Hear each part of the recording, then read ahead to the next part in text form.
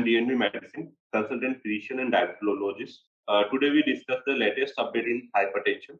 According to WHO, in India, 63% of total death is due to the non-communicable disease like cardiovascular disease, hypertension, diabetes, of which 27% are attributed to cardiovascular disease, which affect 45% people in the age group 40 to 69. Raised blood pressure is among the most important risk factor for cardiovascular disease. It remains poorly controlled due to the low awareness about hypertension, lack of appropriate care through primary care, and poor follow-up.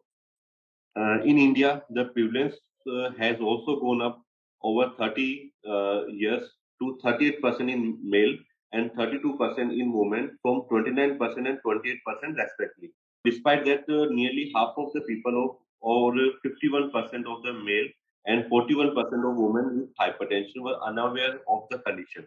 Additionally, over 62% of the male and more than 53% of the women living with hypertension did not get any treatment. Medication was used to control blood pressure in fewer than 1 in 5 male and 1 in 4 women with hypertension worldwide. These data is according to WHO Lancet 21. International has released a recent guideline, 2020 Global Hypertension Practice Guideline. The inclusion of optimal and essential treatment paradigms to attempt to address the issue that in resource poor setting. Optimal care refer to evidence-based standard of care, whereas the essential standards refer to minimum standard of care to allow specification of essential standards of care for low resource settings. The American Heart Association and American College of Cardiology has released a scientific statement in 2021 offering new guidelines for management of stage 1 hypertension among patients with low ASCVD risk. Among low risk patients with stage 1 hypertension, means stage 1 hypertension means the blood pressure is ranging from systolic BP between 130 to 139 and diastolic BP between the 80 to 89 mm. Management start with non-pharmacology therapy. If blood pressure remains controlled at 3 months and controlled at 3 to 6 months, consider starting the pharmacology therapy. Okay? Initially, the non-pharmacological therapy which was included in this is containing the low salt diet, usually less than 3 grams per day, ideally 3 grams per day. Reduce the systolic BP by 10 mm by Hg. Reduce intake of caffeine intake.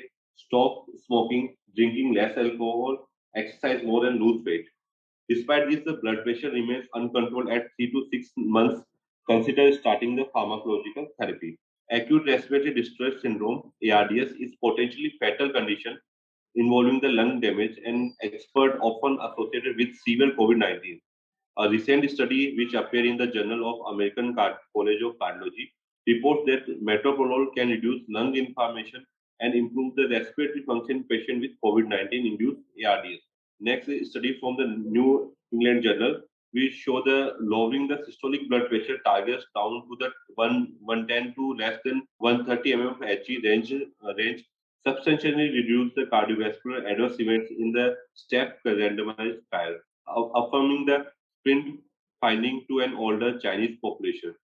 Among some 8,500 patients aged 60 to 80 in China, the intensive target removed 26% of the composite CVDs. Findings from now a second major trial supporting a lower target could unite the guideline, which even among US population society range from threshold of 130 to 150 mm of Hg. With regard to prognostic value of ambulatory blood pressure, monitoring and nighttime blood pressure, the 2018 European Guideline on the Management of Arterial Hypertension recommend that diagnosis of hypertension should only be dependent on office BP measurement, but also on out-of-office measurements such as ambulatory blood pressure monitoring or home blood pressure monitoring. 24-hour and nighttime BP measurement were associated with greater risk of mortality and a composite of CV outcome. Thus, they may be considered as the most prevalent measurement for estimated CV risk for every 20 to 30 mm of Hg increment of BP measurement at night. The risk of mortality increased by 23% and risk of cardiovascular event by 36%. Most patients with hypertension require lifelong medical therapy to achieve the optimal BP control. The 2018 European guideline equally recommended 5 classes of antihypertensive drugs.